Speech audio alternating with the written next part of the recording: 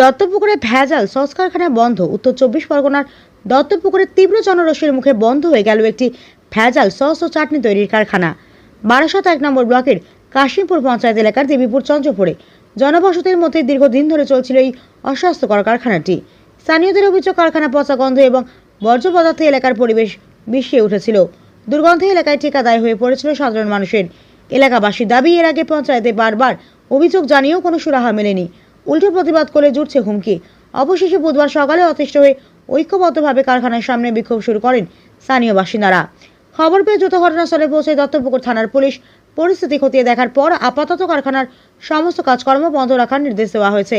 কারখানার শ্রমিক ও স্থানীয়দের বয়ান অনুযায়ী অত্যন্ত নিম্নমানের সামগ্রী দিয়ে এখানে সস ও চাটনি তৈরি করা হতো। গোটা বিষয়টি বর্তমানে তদন্ত করে দেখছে পুলিশ। অভিযোগ হচ্ছে এই যে পাশের বাড়িটা দেখছেন, এটা আমার বাড়ি। অনেক দিন ধরে কারখানা চলছে, কারখানা চলতেই পারে, রুজি রুটির ব্যাপার, কিছু বলার নেই, কিন্তু এর যা গন্ধ, আর আমি দিনের পর দিন দেখি এখানে সব সবজি আসে গাড়ি থেকে পড়ে থাকে 7 দিন 8 দিন 10 দিন, তাহলে কাঁচা সবজি সেটা কিভাবে থাকে, পুরো পচে যায়, তার গন্ধ।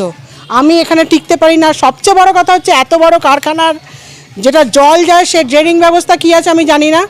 মশা মাছি পোকার অত্যাচার, আর হচ্ছে এত বজ্র, এদের কোনো ফেলার জায়গা নেই। এরা সামনে একটা ডেস্কির মধ্যে করে সব জ্বালায়। এবার ওই প্লাস্টিক পোড়া গন্ধ অনেকবার অজস্রবার বারণ করা হয়েছে, কিন্তু তার জন্য আমাদের থ্রেট খেতে হয়েছে। এই যে এখানে আছে লোকাল যারা থাকতো, পঞ্চায়েতে টাকা দিয়েছে, কোথায় টাকা দিয়েছে আমি তো জানি না, কিন্তু আমরা অনেকবার বলেছি, অসুস্থ হয়ে পড়েছি। আমার মেয়ে রিকোয়েস্ট করেছে যে আপনারা জ্বালানো বন্ধ করুন। সেটা বলতে পারবো না, সেটা ইনভেস্টিগেশন তো আমার কাজ না।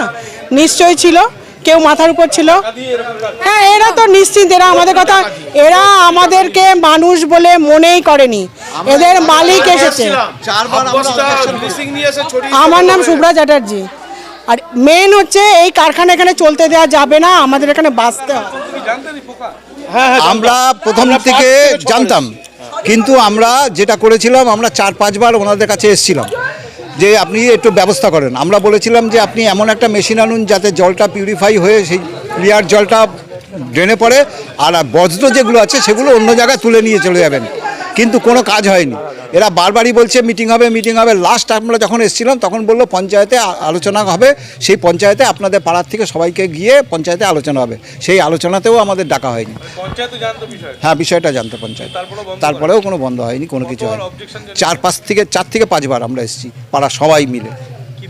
আমার নাম গৌতম চক্রবর্তী। এর মধ্যেই তো